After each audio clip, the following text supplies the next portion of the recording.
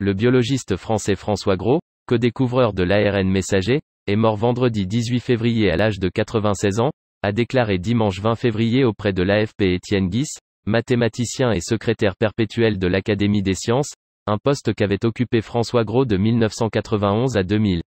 La contribution de François Gros au décryptage du gène a été capitale.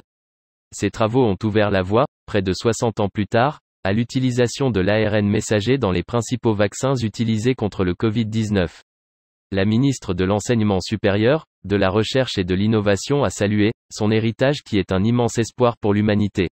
Les travaux de François Gros ont été déterminants dans la découverte de l'ARN messager, a écrit Frédéric Vidal sur Twitter. Ayant débuté sa carrière dans les années 1950, le chercheur a contribué, aux côtés des figures les plus éminentes de la recherche scientifique, à la naissance de la biologie moléculaire, qui a bouleversé les sciences du vivant. Entré à l'Institut Pasteur au lendemain de la guerre, François Gros y a notamment côtoyé par la suite Jacques Monod, prix Nobel de médecine en 1965. Directeur général de l'Institut Pasteur, puis conseiller scientifique à Matignon, il a été mis en examen en 1994 dans l'affaire du sang contaminé, qui s'est soldée 9 ans plus tard par un non-lieu. Il a rejoint l'Académie des sciences en 1979, avant d'en devenir secrétaire perpétuel de 1991 à 2001.